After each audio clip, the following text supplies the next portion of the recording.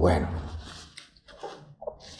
después de nuestra meditación empezamos este satsang de explicación y me gustaría hoy continuar con el día anterior, que le dábamos una entrada, un título,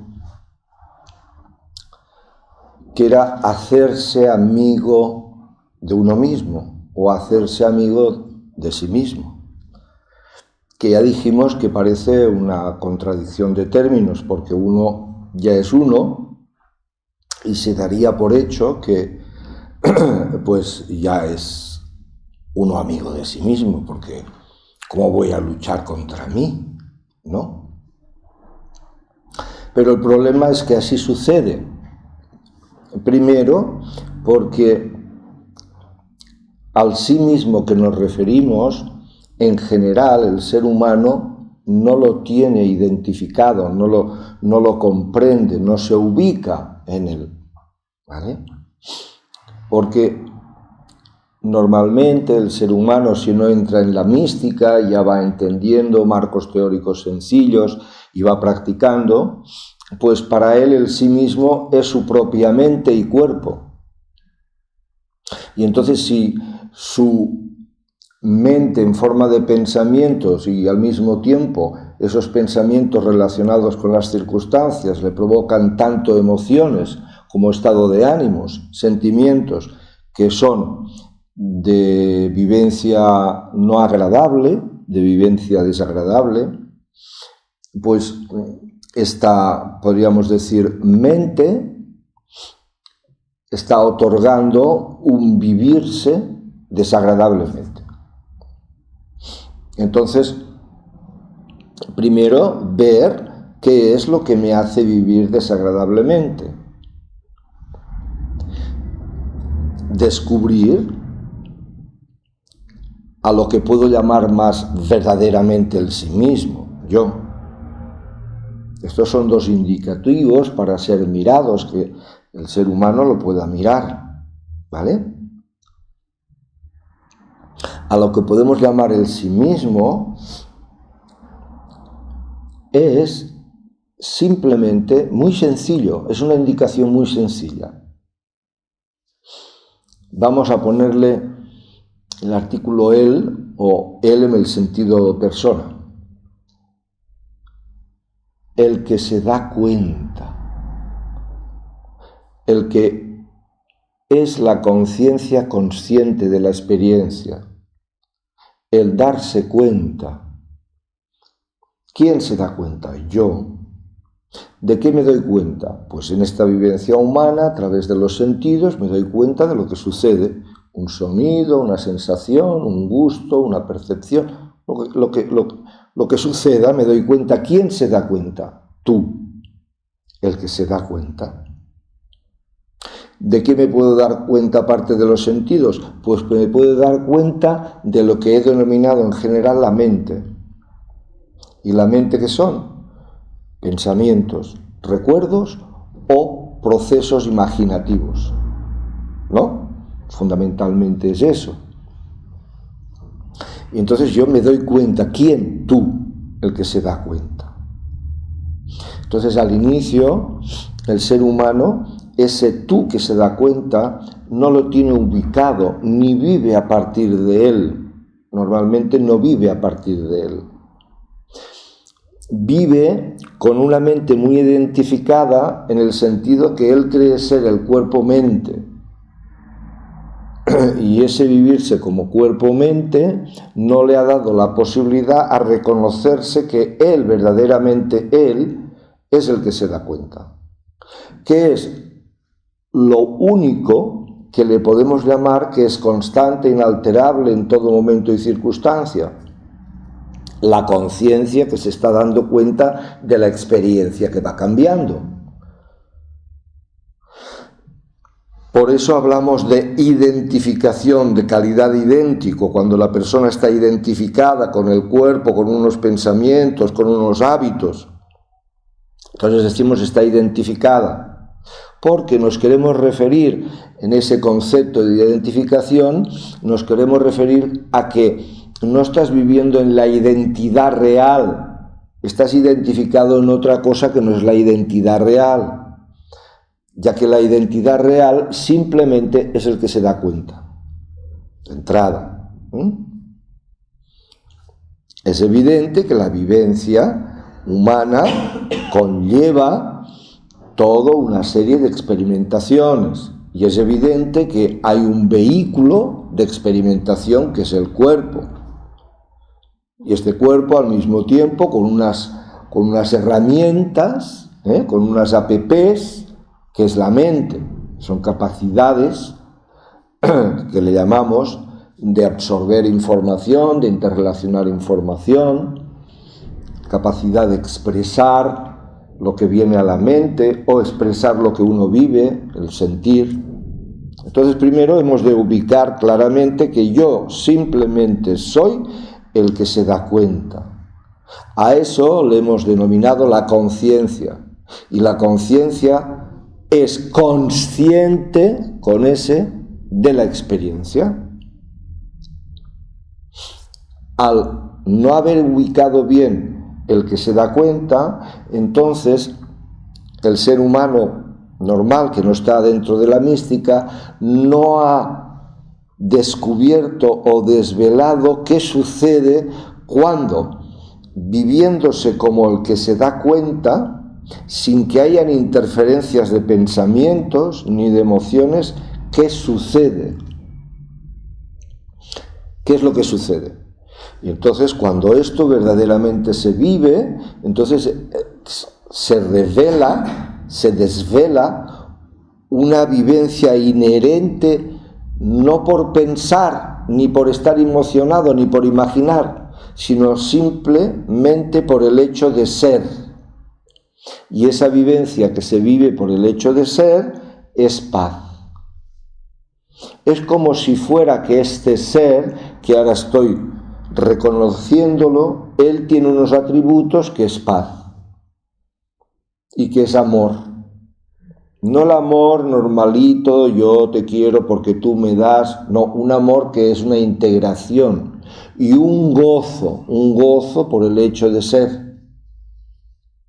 Y esos son los atributos naturales del ser. ¿Qué es lo que impide vivir desde el ser? Pues la mente, con sus procesos de identificación y con su fuerza que tiene, más consciente, menos consciente, a un nivel subconsciente, que ha ido creando unos hábitos de intentar interpretar la vida, de que en la inmediatez del vivir de la persona, depende de lo que sucede, ya tiene todo un hábito de manera de interpretar la vida, de pensar, que rápidamente la interpreta de una determinada manera. ¿Por qué la interpreta así? Porque la ha aprendido así, con su idea de ser exclusivamente un cuerpo-mente. Claro que hay un cuerpo-mente, pero él no se ha descubierto a sí mismo en el verdadero sí mismo. ¿Vale? Entonces, hacerse amigo de sí mismo es poder estar en pureza de sí mismo y es poder diluir, apartar todo aquello que me hace un mal vivir, las emociones negativas. Esto lleva dos miradas. Uno, a lo que son las emociones negativas que me hacen un mal vivir, emociones o estados de ánimo, sentimientos no agradables. Y otra mirada que surge, que es que cuando yo quiero estar consciente de mí mismo y al mismo tiempo de lo que sucede tranquilamente, durante una época, porque no estoy acostumbrado y estoy divagando en la mente y con mi identificación, pues he creado un hábito mental de estar distraído, divagante. No he llegado a un punto, que es el primer punto que se ha de llegar en la mística, que es que me estoy dando cuenta de mí, que estoy presente como conciencia y simultáneamente estoy viviendo lo que está sucediendo. No viene la mente y, por así decirlo, a lo que yo ya soy, es como si me lo hubiera secuestrado. porque la identificación y lo que se está viviendo en la mente hace como una nube delante del sol que está detrás, que soy yo, que es el que se da cuenta. Entonces, hacerme amigo de mí mismo es dejar de que el hábito de estar distraído y pensando disminuya. No porque no pueda estar en mí y pensando, sino porque ahora la distracción es muy fuerte y no hay espacios de no pensamiento en donde se revele, se desvele la realidad evidente de ser. Esa realidad evidente de ser, con que la mente siempre está buscando cosas y pensando cosas, hemos de indicar que no es una cosa. No es una cosa. ¿Cómo me doy cuenta de mí? Siéndolo. Porque al no ser una cosa, no ser un pensamiento, no ser una emoción, no ser un gusto, no ser un olor, solo lo soy. ¿Cómo? Siéndolo. Me reconozco a mí siéndolo. No pensándolo, ni degustándolo, ni sintiéndolo, siéndolo. ¿Vale? Entonces tengo de ir abandonando el hábito de estar tan pensando. De ahí vienen los procesos de estar atento durante el día y de la meditación. La meditación en esa indicación primera, porque la meditación puede tener 2 o 3 indicaciones, pero en esta primera, la más importante, que es estar en mí dándome cuenta e intentando no involucrarme con el pensar. Y cuando se involucra la mente y ya me he perdido, ¿quién se ha perdido? El sí, el mí. Que luego llega un momento en donde no te puedes perder nunca, porque con que tú eres tú, entonces puedes hacer de todo y puedes estar pensando y puedes de todo y no te pierdes porque ya te encontraste de verdad. Y luego lo otro que hay que hacer es que las emociones negativas, como son el miedo y todas sus vinculaciones, como es la culpa y todas sus vinculaciones, como es la tristeza psicológica, como es el enfado, como es la vergüenza, como es el odio, como es la rabia, como son los celos, todo eso no gusta y tengo de quitarlo. Hay un aspecto también psicológico y en parte emocional o de estado de ánimo mantenido que está muy vinculado al error de creerme ser un cuerpo-mente y en un sentido negativo y que a veces no nos damos cuenta. Y que es cuando podemos detectar, que a veces lo detectamos más en los otros que nosotros, que es el orgullo, la vanidad, la prepotencia, la soberbia. ¿Me entendéis? Y eso también me doy cuenta que es un montaje mental, una necesidad mental, como también lo es una tendencia, parece opuesta a eso, que es una tendencia a ir de víctima, el victimismo. Y todo eso ha de desaparecer. Entonces tenemos 2 cosas. Una, aumentar la capacidad de estar atento, practicar la meditación para vivirme como centro, como la conciencia que se da cuenta, una, y otra, purgar todas estas emociones negativas. La base de purgar, ¿cómo es? La base de purgar es que cuando vienen estas emociones, no me enrollo con ellas, no me involucro con ellas, no les doy vida, no les doy energía. Y pasarán. Puede ser que tarde un poco, pero pasarán. Pero con que yo estoy poniéndole cosas positivas o cosas negativas o luchando contra ellas, pues no pasan nunca, porque lo estoy alimentando. Al principio es muy desagradable vivir eso cuando me estoy dando cuenta que no tendría de vivirlo, no me gusta vivirlo y lo vivo. Sí, es desagradable. La base, decimos, es no darle energía. Ha venido, pero yo, si estoy en una actividad, sigo la actividad y la dejo. No me detengo. en esa emoción negativa, no me detengo, ¿vale? Pero luego hay medios para poder ayudar a la purgación, ¿sí? Y hoy me gustaría indicar uno de ellos, si nos da un poco de tiempo. El primero de todo, el eje fundamental para toda la práctica que hoy diré, más adelante diremos, es algo que es simple de indicar, difícil de vivir y que se ha de mirar con detalle, y que se llama sinceridad y humildad. A voz de pronto, rápido. Sinceridad, ser sincero con lo que te está pasando. No huyas. Lo que estás viviendo, sé sincero. No vayas ni de menos ni vayas de más. Simplemente lo que es. Y la humildad de situarte ahí donde verdaderamente estás viviendo. No la necesidad de tener de demostrar más allá de lo que es. No ir de humilde, que es otra cosa en negativo. Bueno, eso es el eje. Pero en el sentido de que nos colabore a poder purgar y poder estar viviendo más consigo mismo y verdaderamente que haya eso que hemos dicho antes, amistad. Fíjate lo que tenemos que decir, amistad contigo. Para que haya eso. Entonces tenemos que el ser humano, en su inicio como ser humano,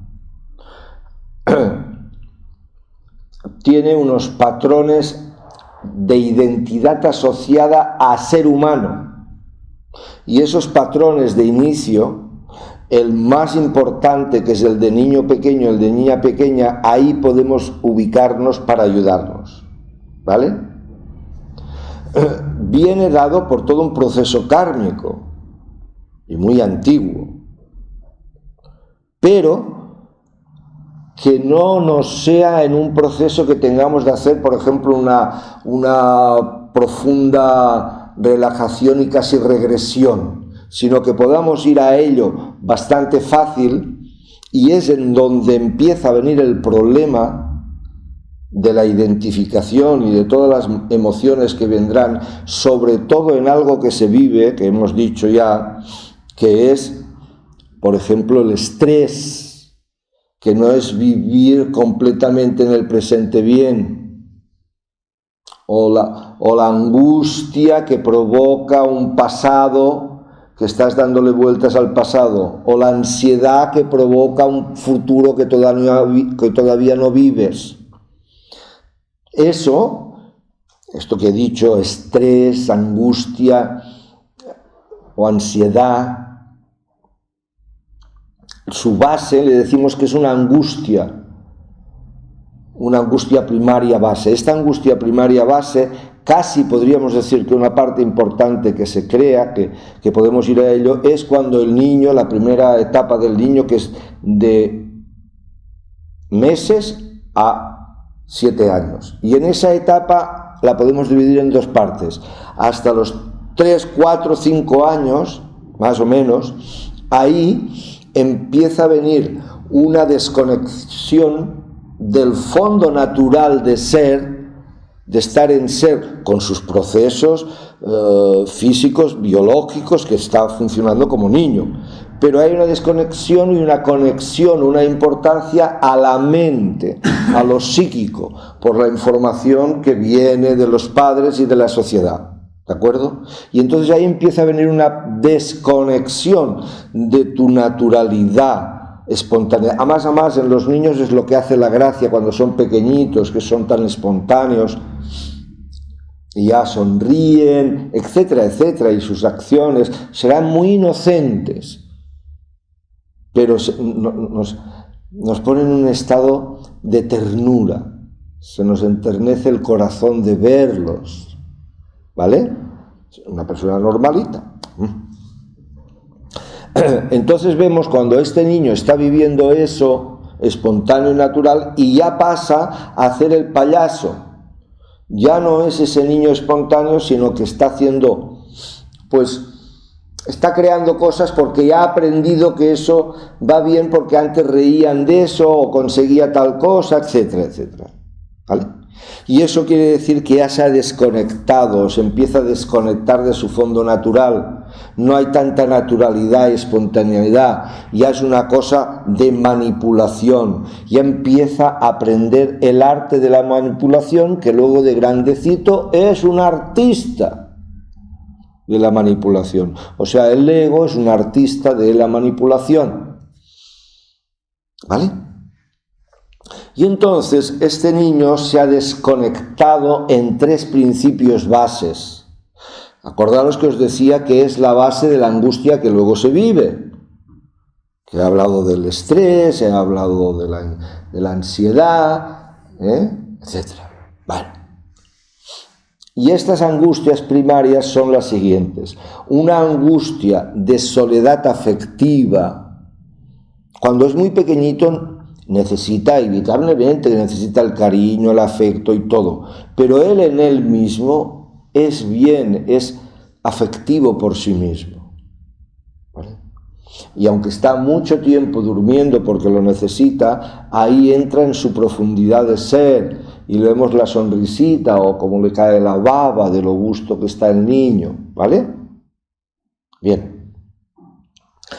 Entonces, ahí lo que sucede es que al estar pendiente de fuera, del ambiente, de lo que dicen, de lo que me hacen, se empieza a desconectar en una primera angustia que le llamamos angustia o vacío afectivo. En momentos determinados, cuando ya está pendiente del exterior y está ya, su mente se ha construido, el exterior le falla. Y a veces los de fuera lo provocan. No te quiero, o lo dejan, o lo abandonan, y entonces se siente solo, abandonado, y empieza a tener la primera angustia de soledad afectiva. Luego tiene una angustia de identidad, no saber perdido, no saber quién es, tonto, no se entera. Porque muchas veces el exterior lo provoca y a veces no se entera, es tonto, ¿no? O cualquier indicación semejante, un sentido de no ubicación de identidad, ha perdido su vivencia ya de su identidad real, que es simplemente ser, la conciencia de ser. Y luego también otra angustia que es una angustia de impotencia. Las demandas del exterior él no llega y cuando le dicen con lo que ha de hacer pues se equivoca y luego lo riñen y se siente impotente porque hay un mecanismo de funcionamiento que los otros lo quieren reprimir. Y entonces hay esta angustia de soledad afectiva, de identidad y de impotencia. ¿Vale? Entonces es importante. A este niño, esto se podría engrandecer más y más adelante a lo mejor hablaremos, pero a este niño uno puede conectar con él, siempre a esta niña, y entonces uno se relaja un poco e intenta recordar. Puede coger una foto de cuando era pequeño, de 1 a 5 años, y recordar. Y en ese recuerdo hay 3 cosas a indicar, 3 cosas a indicar. Todo esto es para ayudarme a purgar lo que antes he dicho. Son como caminos paralelos. La base ya lo hemos dicho.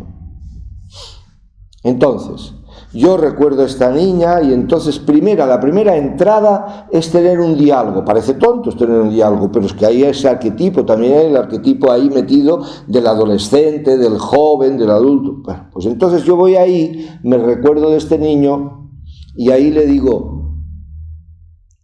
que lo amo mucho, te quiero, te amo. Quiero decírtelo ahora, siempre te he amado mucho, te quiero.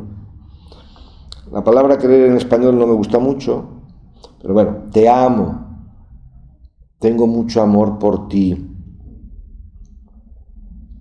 Y luego hacerle como una pequeña reeducación. Mira, tú eres la vida. Es esa vida que se está dando cuenta, esa conciencia que se da cuenta y que es inteligencia y que es afectividad y que es energía. Tú siempre has sido eso. El valor esencial es que eres la vida. Esto que estoy diciendo lo tendríamos de hacer durante una temporada, cada día, aunque fueran 3 minutitos. Y luego la tercera cosa que se le puede indicar es que te cuente. Al principio solo conectar con él, recordarte de él. Y decir, yo te quiero mucho, y luego reeducar lo que antes he dicho. Tú eres la vida, siempre has sido la vida. Porque este niño se ha sentido muy maltratado, esta niña. Y está muy marginado, está enajenado del ser que somos. Pero ¿dónde lo está? En la mente, en lo psicológico. ¿Vale? Y entonces ahí yo le digo que tú eres la vida. Te amo mucho, te quiero mucho. Tú eres la vida, siempre somos la vida. Porque él y tú sois el mismo, de ahora de adulto. Somos la vida. Y la vida es ese foco de energía, de conciencia, de felicidad que es la vida. Este sentir, este ver, ese actuar que está en el vivir. ¿Vale? Y entonces se lo digo, no hace falta que me enrolle mucho. Sencillo, directo y vivo. Y entonces se lo digo. Y luego le puedo decir, al cabo de un tiempo, le puedo decir que me diga cosas que vive en negativo. O situaciones, que me haga recordar situaciones. Desajustes que tenía cuando empieza a vivir esta angustia que decía, cuando es que me vivía muy solo, muy tonto, muy débil. Que te lo cuente. Porque hasta ahora no has tenido diálogo con él, entonces que te lo cuente. Entonces en un recuerdo te puede venir, y entonces ahí te viene, amándolo con todo cariño, le dices, mira, esto es una mala interpretación, estas son las circunstancias de las personas, etc. Pero tú eres la vida, que siempre has sido la vida, que eres este foco, esta chispa de luz de conciencia, que es amor, que es inteligencia, que es energía. ¿Entendéis? Y esto que os estoy diciendo puede colaborar a ir favoreciendo, a purgar. Con lo que antes he dicho ya es la base, pero podemos ir cogiendo pues caminos paralelos para ayudar a ir descongestionando y siempre manteniéndonos con la sinceridad, con la humildad. ¿Entendéis? Y esto nos puede ir bien. ¿Para qué? Terminamos. Para vivir desde donde verdaderamente somos nosotros, el ser, la conciencia que se está dando cuenta de la existencia, la experiencia. Luego ya iremos unificando todo, pero esta base es muy importante. ¿Vale? Muy bien. Pues bueno, terminamos hoy. Abrimos los brazos, juntamos las manos, agradecemos esta meditación y satsang de hoy. Muchas gracias, hasta el próximo día, que vaya bien. Gracias.